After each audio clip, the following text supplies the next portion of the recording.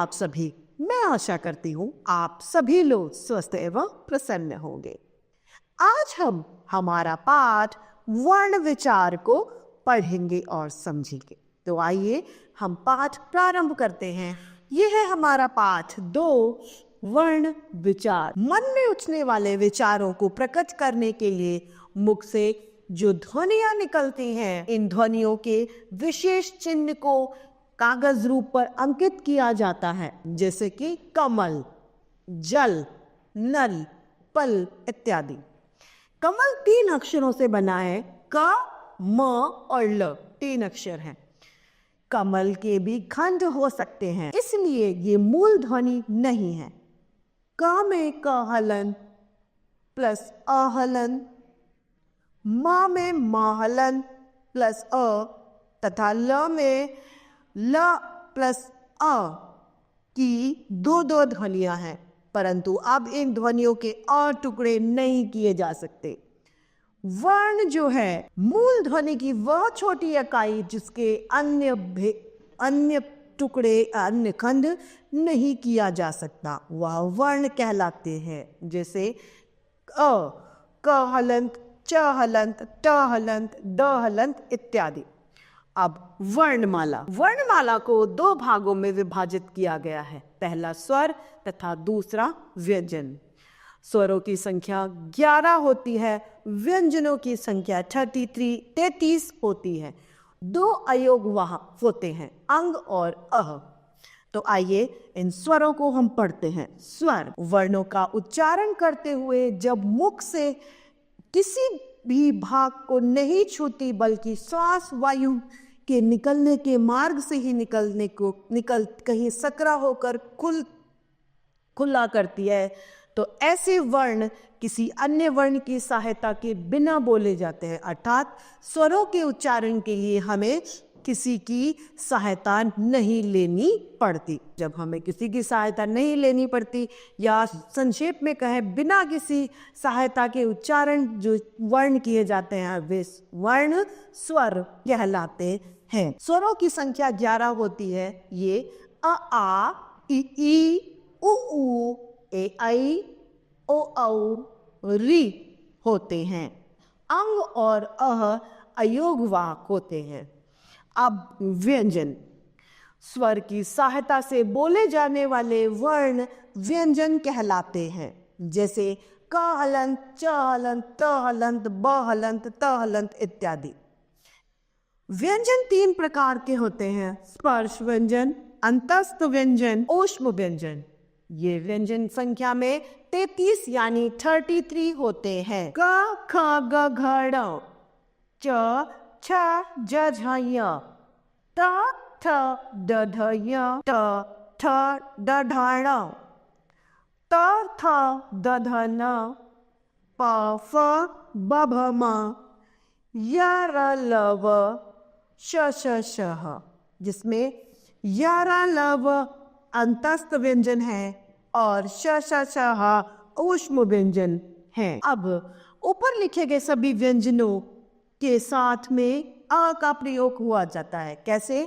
क हलंत और अ मिलकर बना क, ख हलंत अ मिलकर बना ख, ग हलंत और अ मिलकर बना ग, च हलंत और च मिलकर बना च। इसी प्रकार अन्य स्वर भी व्यंजनों से मिलकर ही बनते हैं। अब है अयोगवाह। अयोगवाह ऐसे वर्ण हैं जो न तो स्वर होते हैं और न ही व्यंजन।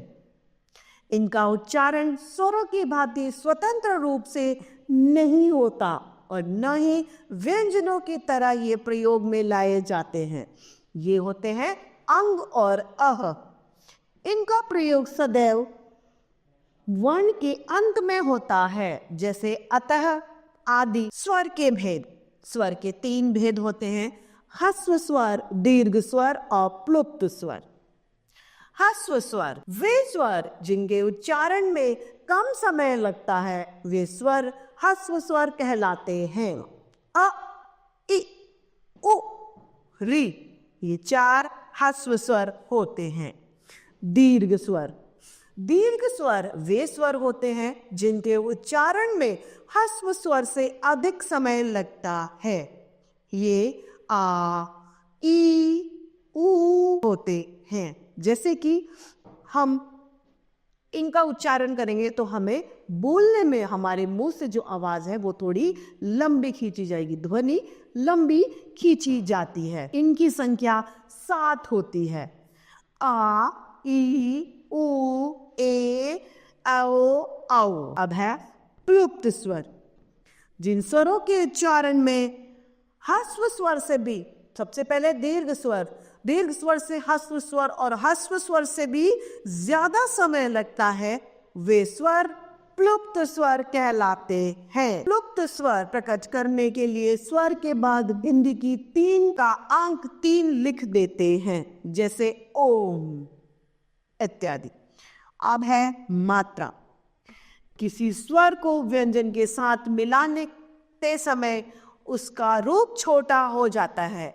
स्वर का यह छोटा रूप मात्रा कहलाती है। स्वर का यह जो छोटा रूप होता है, लघुत्तम रूप जो होता है, वह मात्रा कहलाती है। जैसे अ की कोई मात्रा नहीं होती है, स्वयं व्यंजनों में सम्मिलित होता है। आ की मात्रा, ई की मात्रा, बड़ी की, ऊ की, ऊ, री, ए, आई, ओ, औ, ये सभी व्यंजनों के साथ में प्रयुक्त में ली जाती हैं। अ की मात्रा पृथक रूप से नहीं होती है। व्यंजन का हल न होने पर इसका बोधक माना जाता है। स्वर जब व्यंजनों के साथ मिलते हैं तो मात्राओं का रूप ग्रहण कर लेते हैं। जब स्वर व्यंजनों में मिलते हैं तो वे मात्रा के रूप में उन पर लगाए जाते हैं। 11 स्वरों के अतिरिक्त अंग्रेजी में अध्वनि वाले शब्द का भी हिंदी में प्रयोग हो रहा है, जैसे कॉलेज, डॉक्टर, ऑफिस इत्यादि। अब व्यंजनों के भेद। व्यंजन 3 प्रकार के होते हैं: स्पर्श व्यंजन, अंतस्थ व्यंजन और ऊष्म व्यंजन। सबसे पहले हमारे पास में है स्पर्श व्यंजन। इन व्यंजनों के उच्चारण में मुख्य जीभ किसी न किसी भाग को स्पर्श करती है, इसी कारण इसे स्पर्श व्यंजन कहते हैं।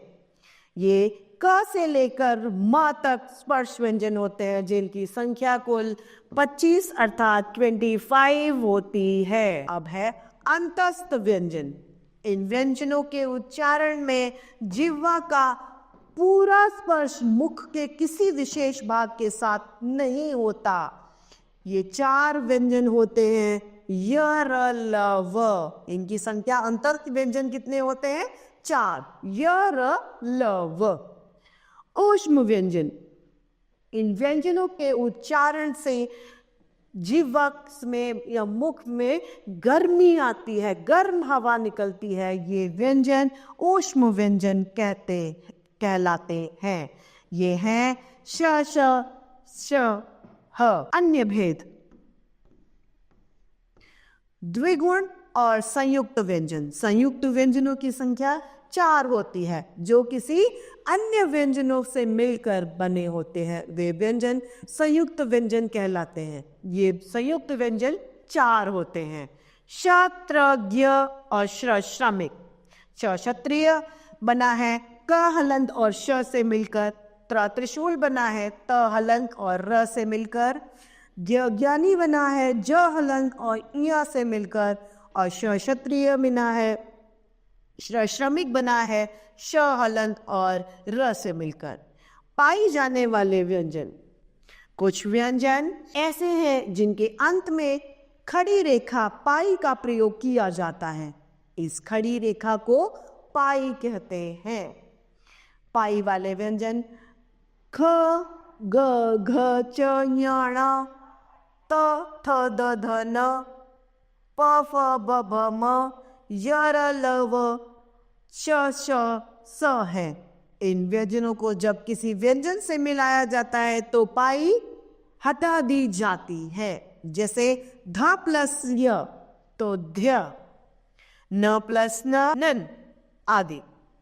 कुछ व्यंजन जब अन्य व्यंजनों से मिलते हैं तो उनके रूप बदल जाते हैं। जैसे प हलंत प्लस र तो बन गया प्र, त हलंत और त तो ता, द हलंत और य तो तो ध्य, द ध्य।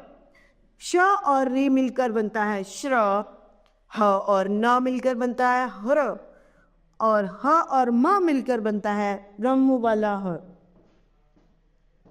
अन्य व्यंजनों से मिलने पर र के रूप। पहला, हलंत र सदैव अपने से आगे वाले पूरे अक्षर के ऊपर जाता है। जैसे र हलंत म तो रम हो जाएगा। चर्म, कर्म, धर्म आदि इसके उदाहरण हैं। अब है दूसरा, जब र से पूर्व हलंत व्यंजन आ जाए तो र उसके पैर में लिखा जाता है। जैसे प हलंत र तो प्रसार, प्रमाण आदि इसके उदाहरण हैं। तीसरा, जब ट हलंत और ढ के साथ र को मिलाया जाता है तो ये निम्नलिखित रूप में आ जाता है। जैसे ट्रक, ट्रेन, राष्ट्र, ड्रम, ड्रेस इत्यादि। अब चौथा है हलंत र के साथ उ और ऊ की मात्रा लगने के रूप में। जब र ऊ की मात्रा लगती है तो इस तरीके से लगती है, और बड़े ऊ की मात्रा लगती है तो वो इस तरीके का रूप धारण कर लेती है। अब है अयोगवाह के रूप में। अयोगवाह के 3 रूप होते हैं, अनुस्वार, अनुनासिका और विसर्ग। अनुस्वार अर्थात नाक की सहायता से बोले जाने वाले वर्ण अथवा अक्षर अनुस्वार कहलाते हैं। किसकी सहायता से बोले जाते हैं? ये नाक से। इनका चिन्ह जो होता है, इनकी जो मात्रा है वह बिंदु के आकार की होती है। कंस, हंस, कंगा, नंगा इत्यादि इसके उदाहरण हैं। ख, अनुनासिका। जब किसी वर्ण का उच्चारण करते समय नाक और मुंह से श्वास निकलती है तो वह अनुनासिका होता है। हंस, आँख, नाक, गांव, सांझ, यहाँ, वहाँ इत्यादि ये सभी अनुनासिका के उदाहरण हैं। विसर्ग, अक्षर के अंत में लगने वाली 2 बिंदी जिसका ह के रूप में उच्चारण किया जाता है वह विसर्ग कहलाती हैं। इसके उदाहरण है प्रातः, प्रायः इत्यादि। अब है हमारा हलंत। उच्चारण की दृष्टि से प्रत्येक व्यंजन में अ मूल रूप से मिला होता है, परंतु यदि किसी व्यंजन में न भी मिला हो तो उसे पूरा अक्षर न मानकर आधा अक्षर माना जाता है और व्यंजन के नीचे एक रेखा हलंत लगा दी जाती है। इसी तिरछी रेखा को हलंत चिन्ह कहते हैं। अब है इसका अभ्यास कार्य। कब नीचे कुछ स्वर और व्यंजन साथ साथ मिलाकर लिखे गए हैं, इन्हें आप अलग कीजिए। तो ई स्वर है, च व्यंजन है, प व्यंजन है, न व्यंजन है, ए स्वर है, ण व्यंजन है, उ स्वर है, क व्यंजन है, ख व्यंजन, ट व्यंजन, र व्यंजन, ओ स्वर, ई भी स्वर है, फ व्यंजन है, री स्वर है, ल व्यंजन है, ड़ व्यंजन है, ए स्वर है, छ व्यंजन है, व्यंजन है, उ स्वर है, त व्यंजन है, ब भी व्यंजन है, ओ स्वर है। प्रश्न ख, निम्नलिखित मात्राओं के स्वर लिखिए। इ,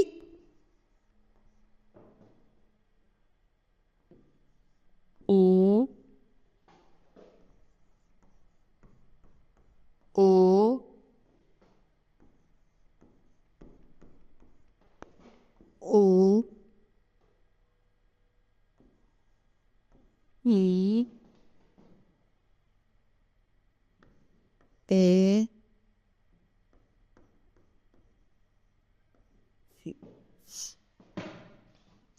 नीचे प्रश्न दूसरा है, सही कथन के सामने सही और गलत के सामने हमें गलत का चिन्ह लगाना है।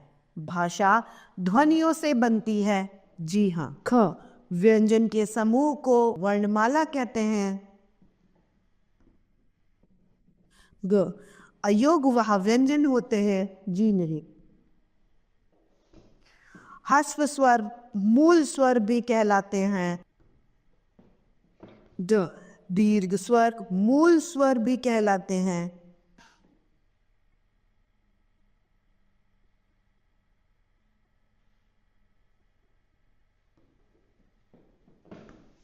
निम्नलिखित प्रश्नों के उत्तर दीजिए। क, वर्ण किसे कहते हैं? वर्ण भाषा की सबसे छोटी इकाई होती है जिसके टुकड़े नहीं किए जा सकते, वह वर्ण कहलाती है। ख, हिंदी वर्ण में स्वर वर्ण से क्या अभिप्राय है?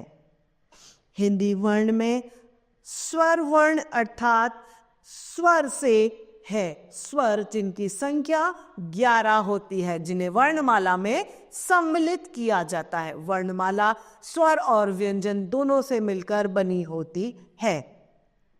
ग, व्यंजन किसे कहते हैं? वे व्यंजन कहलाते हैं जिनको बिना किसी स्वर की सहायता, जिन्हें स्वर की सहायता से, जिनका उच्चारण स्वर की सहायता से किया जाता है, वे व्यंजन कहलाते हैं।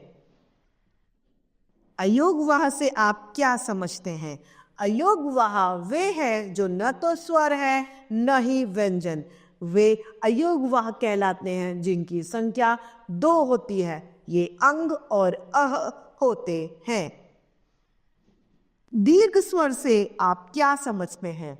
दीर्घ स्वर अर्थात जिनको बोलने में ह्रस्व स्वर से अधिक समय लगे, वे दीर्घ स्वर कहलाते हैं। ये आ, ई, ऊ, ए, आई, ओ, औ होते हैं। ये संख्या में 7 होते हैं।